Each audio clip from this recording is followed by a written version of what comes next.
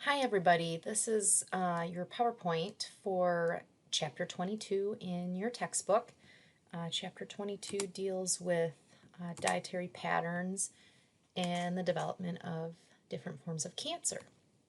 So what do we know about cancer? We do know that it's the second leading cause of death in the United States. So remember that first cause, the first leading cause of death is actually heart disease or cardiovascular disease. Cancer is the second. And we also know that cancer is a group of diseases where abnormal cells grow out of control. So we also know that those abnormal cells can start to spread throughout the body. We do know that cancer is not contagious though, but it does have many causes. There are many things that put us at risk for the development. And also the most common sites where we see cancer development are definitely the lungs, the colon, the prostate, and the breast. So this is a huge statistic. Approximately 40% of the United States population will develop cancer at some point in their life. But, with early detection, though, many of these forms of cancer can be treated and people can live a long life after the diagnosis of cancer. So here you can see between men and women leading causes. For men, probably the most common form of cancer for men is prostate, and the most common for women is breast.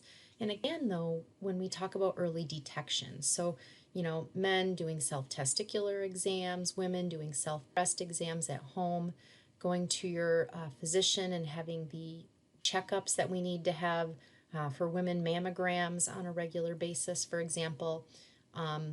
Those sorts of things through early detection. If we feel, a lump or anything abnormal, we need to get that checked out right away because many people can survive and live a long life through early detection. So that's why those self exams are key in that prevention. So staying on top of that is really important. And then you can see also, lung cancer for both is the second highest form of cancer that is developed. And then in that third place, we see colon and rectal cancer for both men and women. So we all know again that, something goes back to that cellular level. At the cellular level, remember back in chapter 1, one of those key concepts we talked about was at the cellular level, that's when disease begins. And so something is happening where, the DNA becomes damaged at the cellular level, and that DNA that's damaged begins to replicate itself in the form of cancer. So these damaged DNA cells, can be due to many different things, many different factors. So, a big one is excessive body fat. So when we're overweight and obese, that definitely can cause damage at that cellular level. Obviously, tobacco smoke is another big one. Our dietary patterns. I always say fight cancer with a fork because a plant-based diet tends to see lower forms of cancer and lower risks of cancer. So the types of foods that we're eating can put us at risk for various forms. Being inactive, leading a sedentary lifestyle is another big risk factor. And then, of course, different types of infections and hormones and exposures to pollutants and radiation. Of course, those are all things that can lead to various gene mutations as well. But in the development of cancer, it definitely doesn't proceed in that straight line. We can see a form of cancer take, a few steps forward and then go into remission and take, a bunch of steps backwards and then, a few steps forward again. So there's really no straight, line in the development of cancer. But in this chapter, it does talk about the 3 phases of cancer. So the first phase we call the initiation phase, the second phase is called the promotion, and then the third phase is called the progression. So what happens again is we have our healthy cells. And those healthy cells, the DNA, becomes damaged. How does it become damaged? Again, like we said, being overweight, exposed to environmental toxins, leading a sedentary lifestyle, types of foods, smoking, all those things are going to, probably damage those healthy cells and turn them into cancerous cells. But the thing is, once we're in that initiation phase of cancer, if we practice healthy behaviors and we make some lifestyle changes and add more things like antioxidants and phytochemicals, which we talked about in previous chapters, to our diet, leading more of a plant-based diet, we exercise more, we try to relieve our stress appropriately and maintain an appropriate body weight. We make all these changes. A lot of times, those damaged cells can become repaired and turn back into healthy cells. So that's kind of a neat thing, a neat concept to think about. So that's why these lifestyle changes are so important. But if there's no repair of those damaged cells, then that initiation phase can move into what we call the promotion phase, where the cells that are damaged are still localized. They're still in one area of the body, but now they're starting to divide and they're multiplying. So we're getting more of those damaged cells. So, some folks can stay in that promotion phase for a period of 10 to even 30 years when it comes to the development of cancer. But even note here, you can see, again, through lifestyle changes, we can see some repair of those damaged cells to turn them back into healthy cells. But again, if there's no repair of those damaged cells, from the promotion phase, we move into what's called the progression phase of cancer. And that's where we have the uncontrollable growth of those cells, and then it starts to spread to different parts of the body. So, that's where we talk about cancer doesn't have a straight line. We can go forward a few steps, but then we can also go backwards a few steps with the development of that cancer. So again, early detection, if you feel a lump or something of that nature, get it checked out. If you, feel have an unusual cough, or or you have a shortness of breath and coughing, get yourself checked out. For various forms of cancer. So about 80 to 90% of these forms of cancer are related to these environmental factors. And environmental factors are, things like a poor diet. So a poor dietary pattern. Drinking too much alcohol is linked with various forms of cancer. And obesity. So these are big environmental factors that account for about 30 to 40% of our cancer risk. And when you look at these three things, poor diet, excessive alcohol, and obesity, these are all things that we can control, right? We have control over these things that put us at risk for these diseases. So taking charge and taking control over these risk factors are very, very key. So thinking about diet, first and foremost, like I said earlier, fighting cancer with a fork. So grilling season, it's that time of year in the summer when we like to get our grills out and we like to grill things. Just be careful, because meats that are charred, like you can see here on these hot dogs, by broiling or grilling, are coated with substances that may promote DNA damage.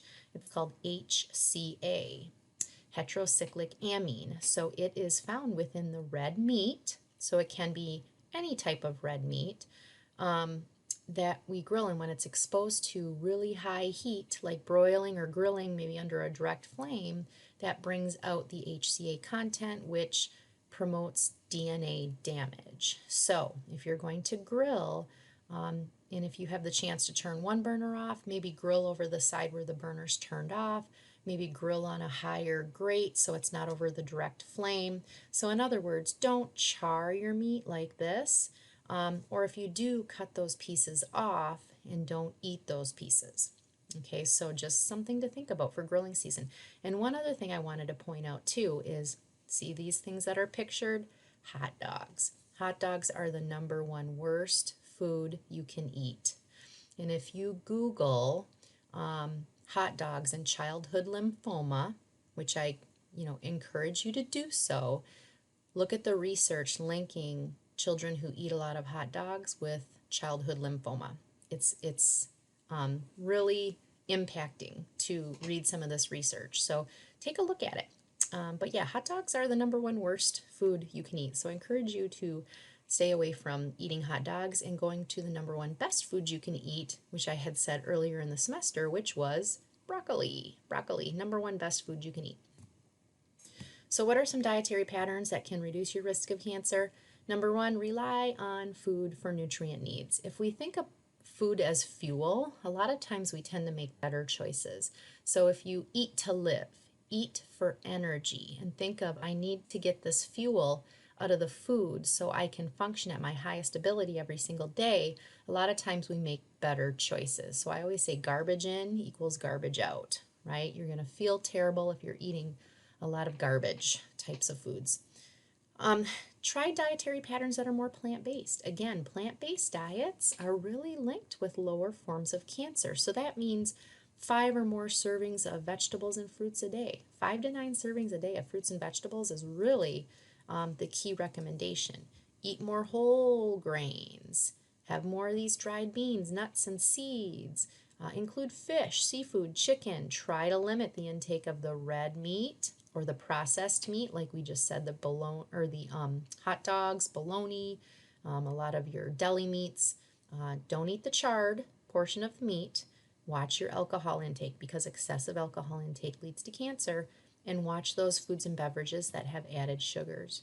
In addition to that, exclude smoking, do 30 to 60 minutes of moderate physical activity a day, and try to maintain that normal body weight.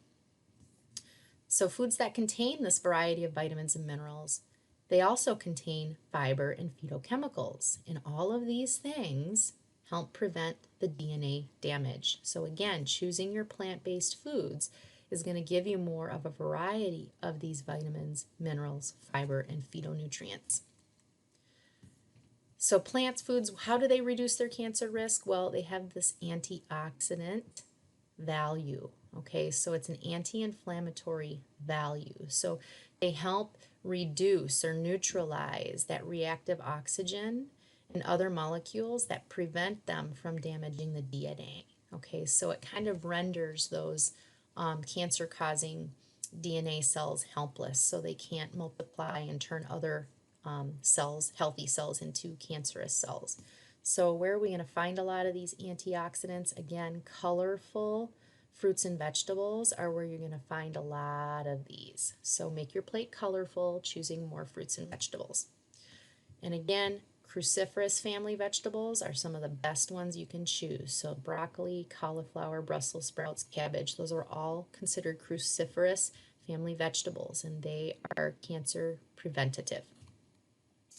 So again, phytochemicals, remember colorful, they give our plant foods color. So things that contain that color red, lycopene, these are all great choices that are going to give you that phytochemical and the antioxidant value. Here's your dark greens, and then of course here are your oranges. All great things to include on a daily basis.